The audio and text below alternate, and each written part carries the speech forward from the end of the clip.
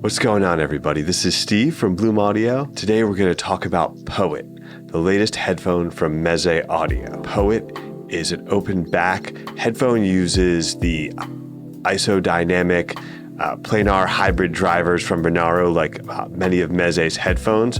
Hits at about $2,000, and it features an aesthetic that really blends a lot of elements of different Meze headphones together, while having one of the most unique looks of anything they've put out since probably the original Lyric. Now, while a lot of elements of Poet look really familiar here to Meze fans, from the drivers to the very Empyrean classic-like speaker grills, one of the new elements here is it makes use of Dan Clark Audio's AMTS, Acoustic Metamaterial Tuning System, which is new territory for Meze. So looking at this design and considering the technology, is this an evolution for Meze? Is Poet something else entirely? To answer this, we're gonna take a closer look at a lot of different aspects of Poet, do some comparisons, and actually get a little bit further into the technical aspects and measurements than I usually do,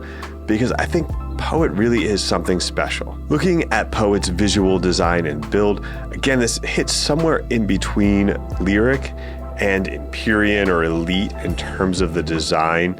A lot of those elements, those copper grille, looks a lot like the original Empyrean, while the more silvery other hardware reminds me a little bit of Elite, but the profile is slimmer than Empyrean and Elite. It's a little bit closer to Lyric, but bigger than Lyric in terms of the, the comfort and the suspension and all of that.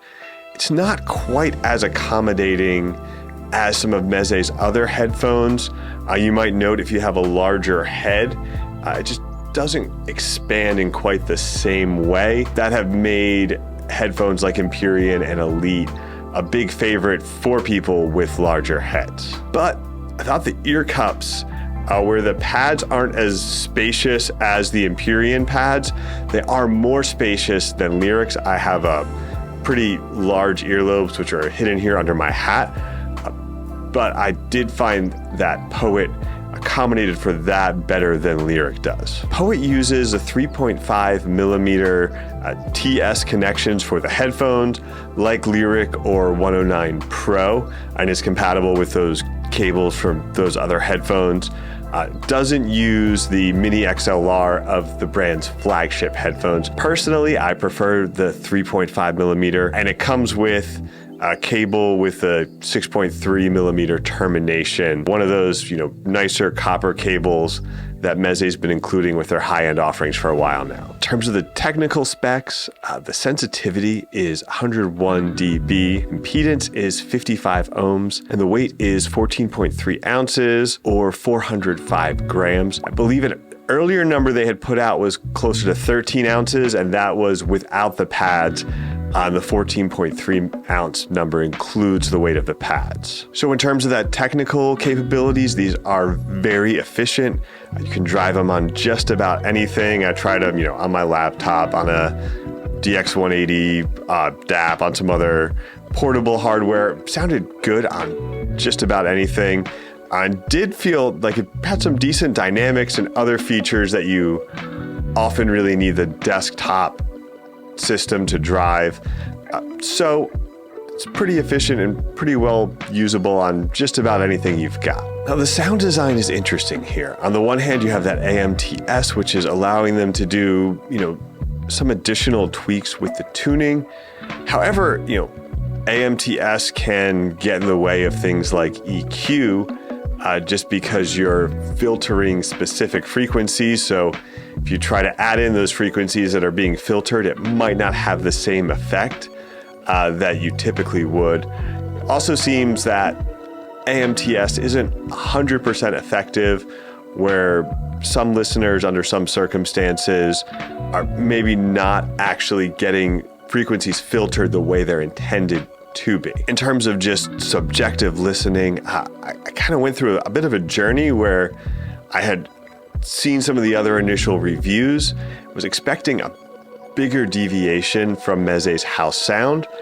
I listened for a bit, and then kind of came back to it, listened to some broader range of genres and other things, and said, oh, maybe this is a bigger deviation than I thought in that second round. And then in that third round, I think I kind of came back around on it and found a lot of those core Meze sonic aspects in there, that core characteristics of the brand that I like. And then there was kind of a fourth round that we'll get to in just a minute. For me, the heart of Meze's sound is it's natural, it's emotional, and warm.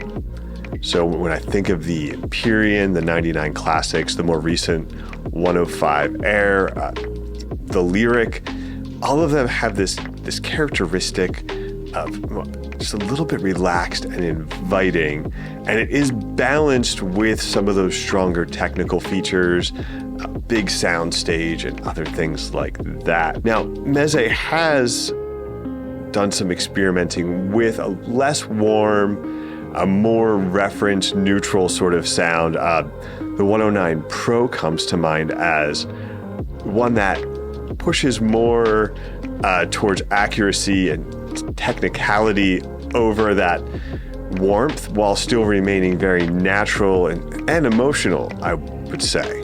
Poet probably follows closest to 109 Pro in terms of the general tuning here. My initial impression was that it did sound very natural, but it was more revealing than the typical Meze headphone. It was spacious with really strong vocals. So I wanted to look at some comparisons and how that added up with different Meze headphones. Now, I should add a disclaimer, as we're providing measurements, that we don't have the most advanced headphone measuring system in the world. We have an IEC 711, and Brian from Capra Audio hooked us up with a stand that we can use to measure headphones with that. So big shout out to him and special thanks for helping us do this. So while I find these measurements are valuable for a comparison, to have a baseline that we're talking from, I wouldn't necessarily use these as a scientific baseline for doing advanced EQ or that sort of thing. So when you look at this comparison here with Poet and Empyrean, you can see there are some similar features in the mid-range and the treble, but Empyrean has this pretty big bump in the low mids that recharacterizes the sound a lot.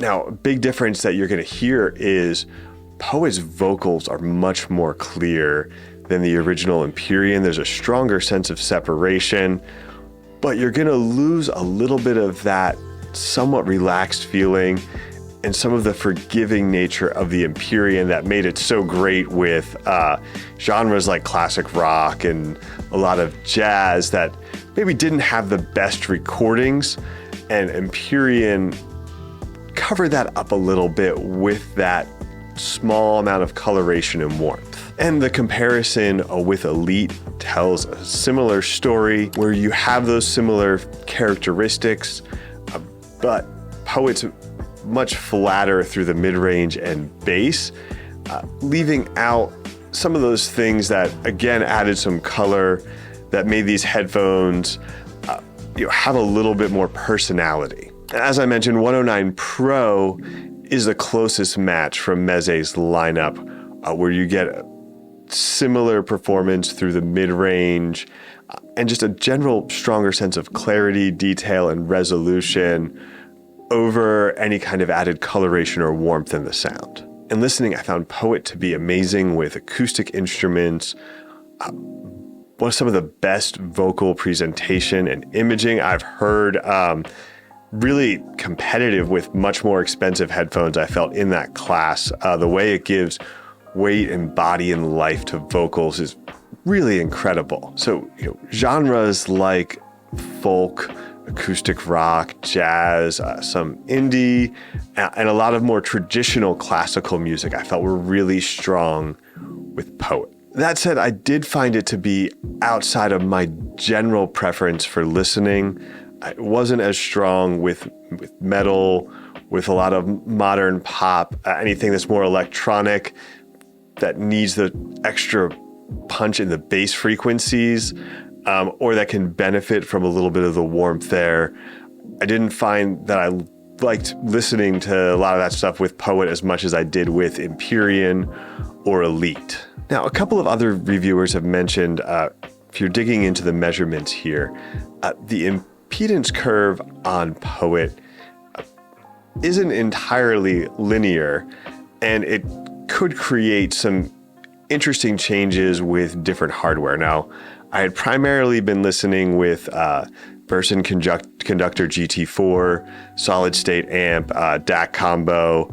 I'd hooked it up with the Hi-Fi Man Golden Wave, the GA10. And the GA10 did add a little bit of warmth to the sound, but I didn't find it to be a particularly stark difference, even from the GT4 from Burson. So I took it home where my setup is a RME ADI DAC and a X-Duo TA66 OTL amp. And my experience listening at home was totally different. Felt like it really opened up the headphone. I felt like there was stronger weight and power in the bass. And some of those things that I didn't really love listening with the Burson, I actually did really love the way it sounded on my home setup. So, I double checked my EQs and everything. I was, running totally dry, no EQ from the DAC.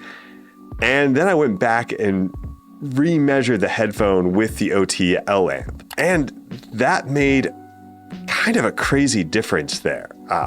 You went from very much of a upper mid and treble forward emphasis, very linear flat bass, to adding this big shelf through the low mids and down into the bass that just completely transformed the headphone. That really took me to the next level from I can appreciate what this headphone does well, the genres it does well, the aspects of that vocal delivery and the separation and imaging that are excellent, and just got to kind of shut out the world and just enjoy the beauty of the sound that Poet was giving me. So when I got back to the office with the headphones, I plugged in the Felix Euphoria Evo, and that was probably the best vocal imaging, timbre, and just overall kind of emotional, intimate presentation that I've heard from a headphone, period. Even though you're adding this pretty big boost to that mid to low shelf, it didn't sound particularly warm to me. I tend to be on the treble sensitive side in general, so this might just be a good adjustment for my ears, for my preference, for the genres I'm listening to. But I would put aspects of the imaging presentation, again, the vocals, acoustic instruments, and other things.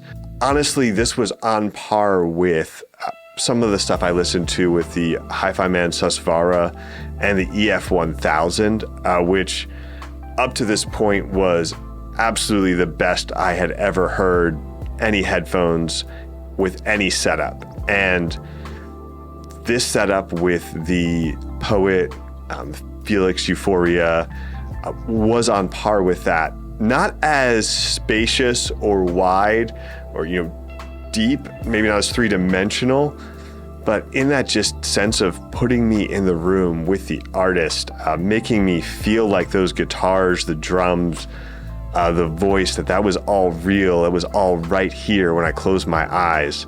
With a more typical setup, Poet may be a really strong headphone for specific things, but I bet it's going to be a little bit divisive in that. Some people are going to love it. Some people are going to really appreciate those characteristics it does really well. While again, others it's not going to be a great fit for the genres of music they listen to. With an OTL setup, Poet isn't just a great headphone. It's capable of providing performance and an experience that really is rivaling some of the best headphones in the world. Thanks for watching. You can check out Meze Poet and a lot of other great products at bloomaudio.com. Be sure to like and subscribe, and we'll be back soon with more high fidelity audio content.